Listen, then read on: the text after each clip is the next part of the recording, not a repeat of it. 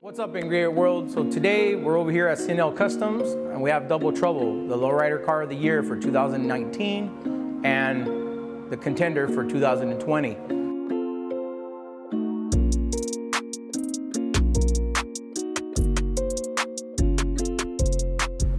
So on Double Trouble, I engraved from pieces from the mortar, from the exterior on the bumpers, the bumper guards, the wheels, undercarriage, hydraulics, interior custom pieces.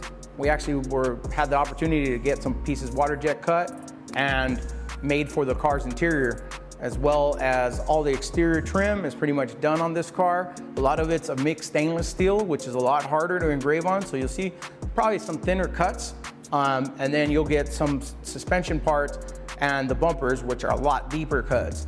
So depending on what type of material it is, you're obviously gonna get a different cut and a different feel for the engraving. Obviously the thinner material, the thinner cuts. Thicker material, thicker cuts, and wider cuts, so it pops out a lot. So you guys will check out the footage. I know a lot of people have seen this car in person, but sometimes when you see it in person at a show, it's so clustered with so many people that you can only see so much detail. So that's why I wanted to bring you guys a video so you guys could see all the amount of detail that's actually put into this car. Not only just, forget my engraving, just that, the paint work, the pinstriping, the airbrushing, the custom interior pieces, the electronics of the vehicle, everything's functional in this car. The Turbonetics turbos work, you know, everything is functional in this car. So you guys will get that footage and see exactly all the time and effort that was put into this car. So on Double Trouble, the hardest piece to engrave was all the stainless steel moldings. A lot of people don't understand. It's not only that you're dealing with thinner stainless, which is a lot harder to engrave on, but you're also dealing with thin material. So you don't want to pop holes through when you're engraving. And I always try to get the deepest, widest cut. And on stainless steel moldings, it's so thin that you're bound to pop a hole or something or dent the material. So you got to be extremely careful on what you're doing. You know, like I said, the car's been engraved front to back. You know, you got the front bumpers. Let's start from the front.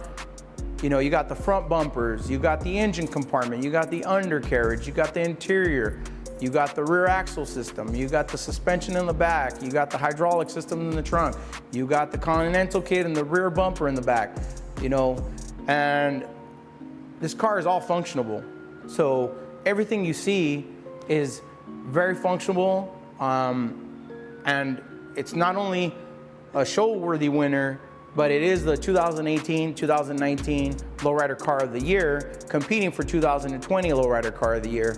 And in 2019, it got Outstanding Metal Engraving Award, which I'm very proud of in a car like this. Now, this engraving style on this vehicle is something that I had done only on one other motorcycle from the East Coast of the United States. And it's a different style that I normally do. It's a little newer style, it's a little more complex, a little more full, and I was very fortunate that Bobby, the owner of the vehicle, was able to give me freelance and opportunity to do all this newer style engraving on the car, which is a lot more fuller and more detailed than my signature style engraving scrolls that I do. With this car being the Lowrider Car of the Year, the existing Lowrider Car of the Year, you know, cars like this hold a certain standard. And I've had the pleasure of working cars like this, other Lowrider Car of the Years in the past. And obviously you guys can tell, if you guys really pay attention at a show, when you see this car in person, when you hear the car run, when you see that everything's operable, you know, you'll see it's about functionability, it's about look, it's about everything else. And all these type of cars hold a certain standard. And it helps the industry as a whole, not just in the lowrider industry. You got guys with engines, you got guys with turbos, you got guys just with the hydraulics, you guys just with the custom interiors or sound systems, you know, and it's crazy. It puts everybody at a different standard. So something else, somebody to get creative, and that's what these projects do. They create a standard so people can get more creative and so on. And as artists, that's what you want. You want somebody to be able to give you the opportunity to set a standard, to top that standard, and so forth. It's just like in any car, any industry, not just the car industry, you want a standard set and then the next standard to come in and so forth. But this is what's awesome about projects like this. You get to work and try to outdo a certain standard of a vehicle build. So for Double Trouble, it was a lengthy process. Everybody on a project like this, guys, it's not gonna happen overnight, and it's a lot of work, a lot of hours that went into it. It was like 6 months straight of 14 to 16-hour days of just engraving on this project alone.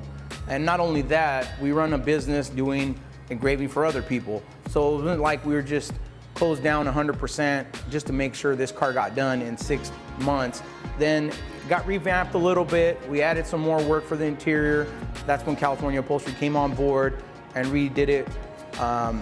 You know, and there's always room for improvements on any vehicle. You know, on this car, the majority of the engraving was done all in the first phase of the car, which was I think between 6 to 8 months, if I'm correct. And like I said, that was a lot of hours, a lot of time, you know, and it was a lot of people that collaborated on this car. Too many to mention just offhand, but you know, you got the polishers to strip and polish the metal. You got the chromers to get a good quality chrome shot. You know, you got the people that disassembled the stuff and reassembled it to make it operable. You know, a lot of people that put a lot of time and effort into this. Besides all the beautiful paint you see, the beautiful pinstripe, the airbrushing, the hydraulics, everything, it was a lot of people that went into making this project, a lot of people to mention.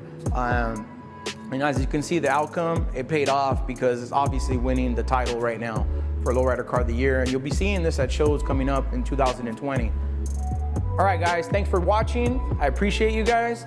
Make sure you subscribe to the YouTube channel and keep a lookout for the new version of Double Trouble. There's gonna be some things done for Super Show, and we'll be taking part of that. You guys have a great day. Thank you.